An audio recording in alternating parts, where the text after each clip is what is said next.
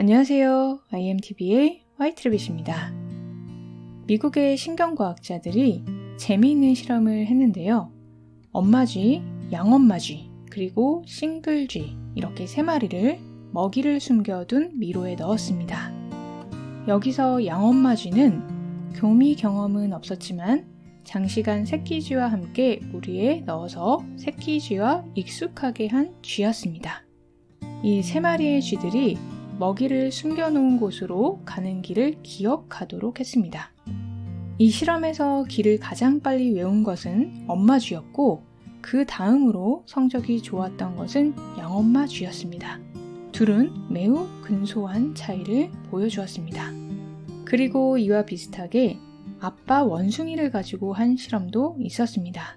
아빠 마모셋 원숭이와 독신인 수컷의 마모셋 원숭이에게 먹이를 숨겨둔 장소를 기억하게 하는 실험이었습니다.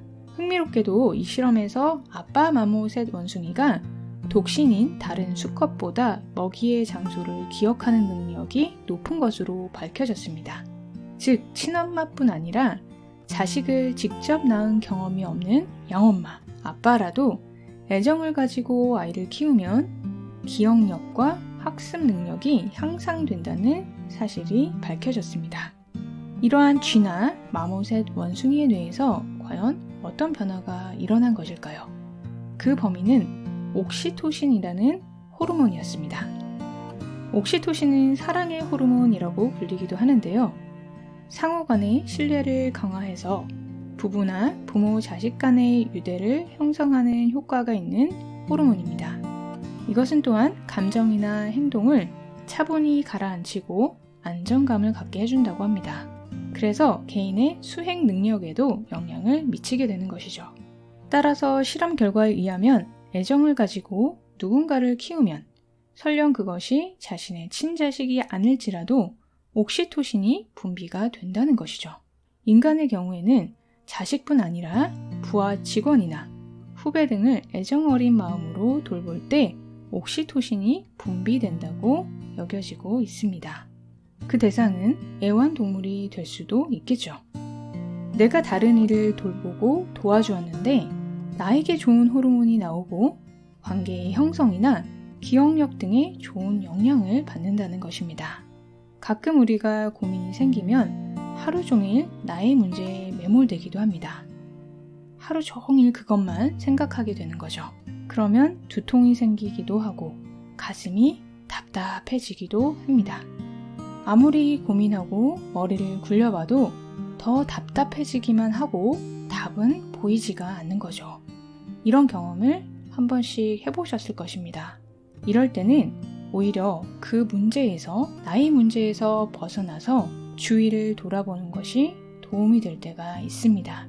가족이나 주위 사람들에게 작은 친절을 베푸는 것만으로도 많은 도움이 됩니다.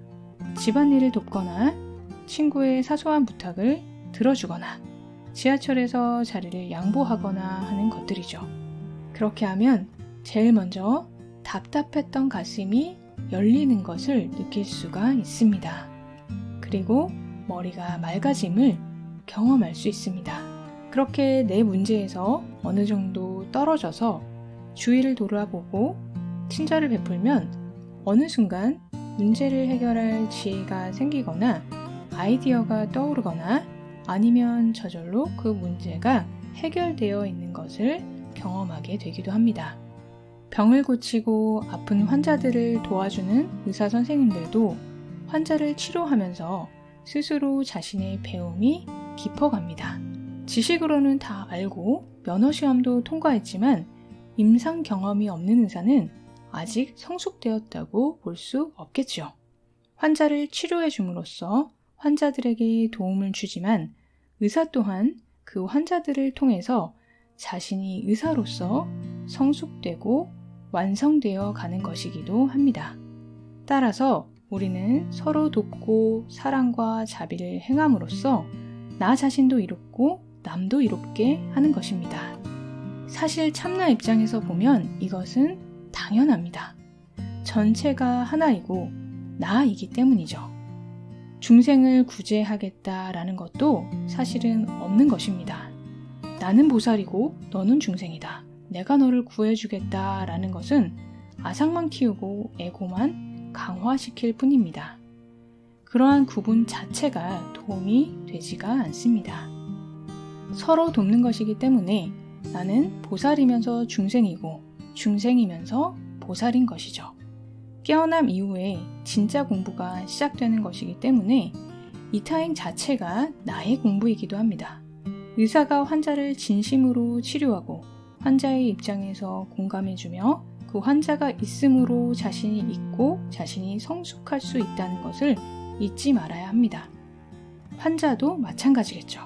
자신을 치료해준 의사에게 당신이 나를 치료하면서 내가 임상 대상이 되어 주었으니까 나는 고마워할 필요도 없고 진료비도 안 낼 거예요 라고 하는 환자는 없을 것입니다. 서로가 도움을 주고 서로가 감사하는 마음을 갖는 것이 가장 좋겠죠. 설사 우리가 그것을 분명하게 인식하지 못할지라도 모두가 나이기 때문에 내가 남에게 상처를 주면 나도 아프게 됩니다. 반대로 내가 남에게 사랑을 베풀고 도움을 주면 그것이 나에게 돌아옵니다. 내가 나를 도운 것이기 때문이죠. 제 구독자 한 분이 자신이 쓴 에세이집을 보내주신 적이 있습니다. 그 책에 있는 한 에피소드를 소개해 드리려고 합니다.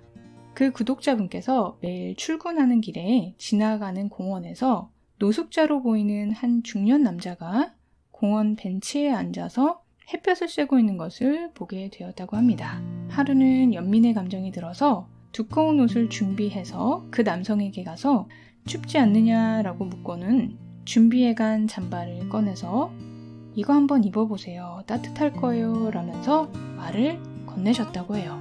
그러자 그는 아니 지금 이대로도 춥지 않아요. 쓸데없는 짓을 하네요 하면서 강하게 거절했다고 합니다. 그래서 그냥 예의상 거절하는 것으로 생각하고 다시 한번 권유를 하셨다고 해요. 그러니까 그 남자는 화를 내면서 벌떡 자리에서 일어나서 저쪽으로 휙 가버렸다는 것입니다. 처음에는 예상치 못한 상황에 당황하고 괘씸한 생각도 들었는데 가만히 자신의 내면을 들여다보고 뭐가 잘못되었나 고민을 해보셨다고 해요.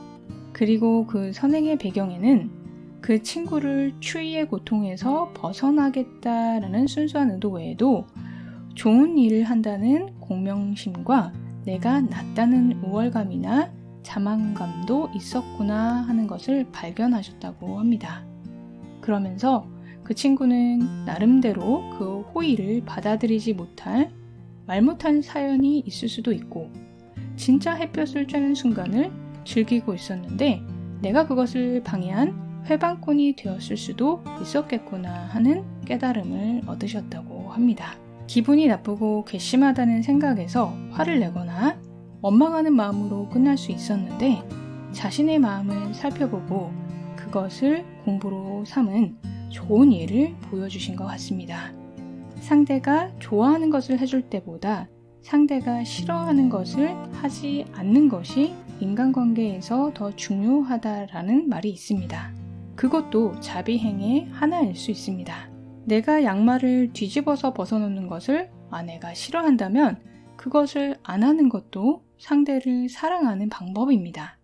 내가 관계를 회복하고 싶은 사람이 있거나 더 돈독하게 만들고 싶은 사람이 있다면 내가 안 했으면 하는 게 있나요? 라고 한번 물어보는 것도 좋습니다. 상대가 싫어하는 것을 안 하는 것은 그리 어렵지 않게 상대를 기쁘게 할 수 있습니다. 돈도 들지 않고요. 그리고 만약 고마운 상대가 있는데 갚을 길도 표현할 길도 없다면 그 사람을 위해서 기도해 주는 것도 좋은 보시이고 자비행입니다. 남을 돕는 것은 나를 돕는 것입니다. 아무도 나를 도와주지 않는다고 느낄 때 내가 먼저 남을 도와보세요. 필요할 때 반드시 나에게 돌아옵니다. 그리고 남을 도울 때도 내가 도울 수 있음에 감사하고 그 행위로 인해서 나의 에고가 강화되지 않도록 조심하는 것이 중요합니다. 그래야 진짜로 내게 복이 됩니다. 그리고 나한테 좋은 것이 아니라 상대가 기뻐하는 것을 해주는 것이 진짜 그를 위한 것입니다. 지하철에서 도를 전한다고 고래고래 소리를 지르거나 사람을 따라다니면서 불편하게 하는 것은 자비행도 아니고 중생구제도 아니고 전도도 아닙니다. 그것보다 힘들어 보이는 사람에게 자리를 양보해주거나 출퇴근길의 지옥철 안에서 약한 사람이 잘 내릴 수 있도록 길을 터주는 배려가 도를 전하는 것입니다.